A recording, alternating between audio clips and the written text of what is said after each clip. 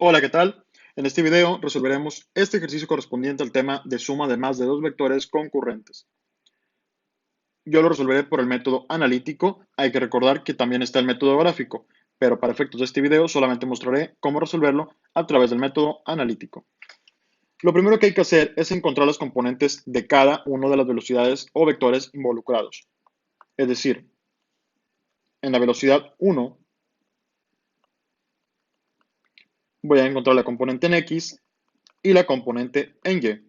En X observamos que como está sobre el mismo eje de las X, la fuerza será aplicada totalmente ahí, 35 metros sobre segundo. Y en Y, como no hay un ángulo de inclinación, pues no hay ninguna fuerza aplicada, por lo tanto es cero. Velocidad 2, componente en X, velocidad 2, componente en Y. Como está en el lado negativo de las X, en el eje negativo, pues pondríamos signo negativo. Colocamos la magnitud, 30 metros sobre segundo, y lo multiplicamos. Recordemos que como estamos dividiéndolo en componentes, el cateto adyacente corresponde a coseno del ángulo, que es 30 grados. Y como también está en el lado negativo de la y, se coloca menos 30 metros sobre segundo. Multiplicado, cateto opuesto, representaría el seno de 30 grados.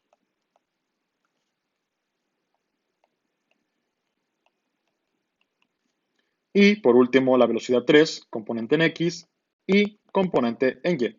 Como está en el lado negativo de las X, se le coloca el signo negativo y se pone la magnitud, que es 45 metros sobre segundo. En Y, como es lado positivo, no se coloca signo negativo, solo se pondría 45 metros sobre segundo. En las X multiplicaríamos por coseno del ángulo, que es 60 grados, y en Y, seno de 60 grados. Realizamos las operaciones pertinentes. Como en la velocidad 1 no hay ningún ángulo, no hay que hacer ninguna operación.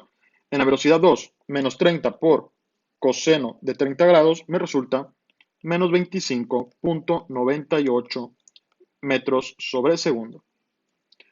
La siguiente, la componente y de la velocidad 2, menos 30 por seno de 30, me resulta menos 15 metros sobre segundo. La siguiente, menos 45 por coseno de 60, es igual a menos 22.5 metros sobre segundo. Y por último, la componente en y de la velocidad 3, 45 por seno de 60, resulta 38.97 metros sobre segundo. Una vez que ya dividimos cada uno de los vectores en sus respectivas componentes, hay que sumarlas y obtener la componente resultante. Para ello, realizamos lo siguiente.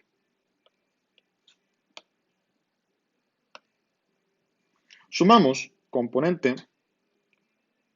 velocidad resultante en X resultaría en sumar todas las componentes de X.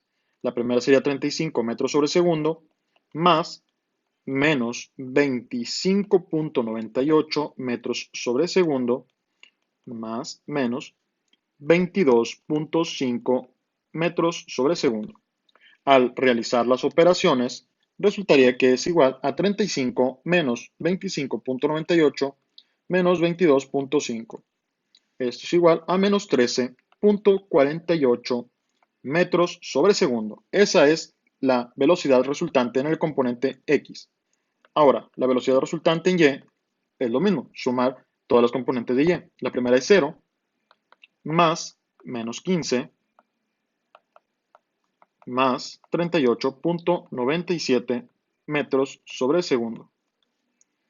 La componente o la velocidad resultante en Y es igual a la suma de estas cantidades. Menos 15 más 38.97 resulta 23.97 metros sobre segundo.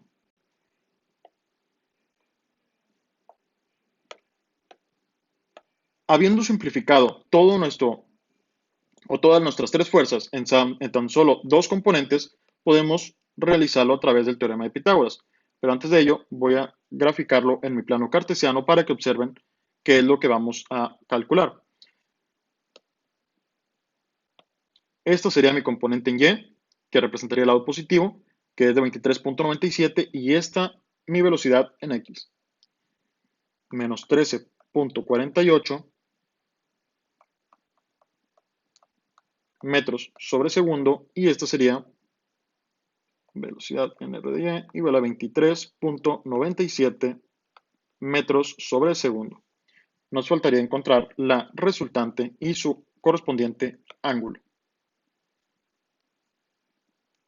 Para ello, solo aplicamos teorema de Pitágoras y nos daría el resultado. Velocidad resultante es igual a raíz cuadrada de la velocidad resultante en X menos 13.48 elevado al cuadrado más 23.97 elevado al cuadrado. La velocidad resultante sería igual a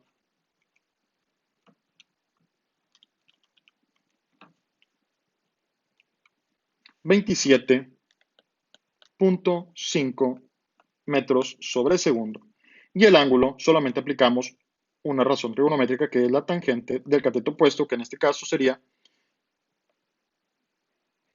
la componente en Y, que es 23.97, sobre el cateto adyacente, que sería menos 13.48. Esto resultaría 23.97 entre 13.48, 1.7781. La tangente inversa para obtener el ángulo de esta cantidad es igual a 60.64 grados.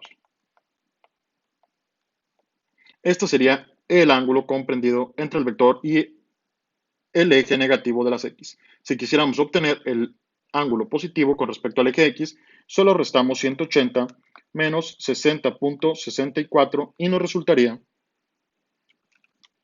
119.35 grados. Esta sería la respuesta del ángulo de inclinación con respecto al eje positivo de las X y esta sería la velocidad resultante.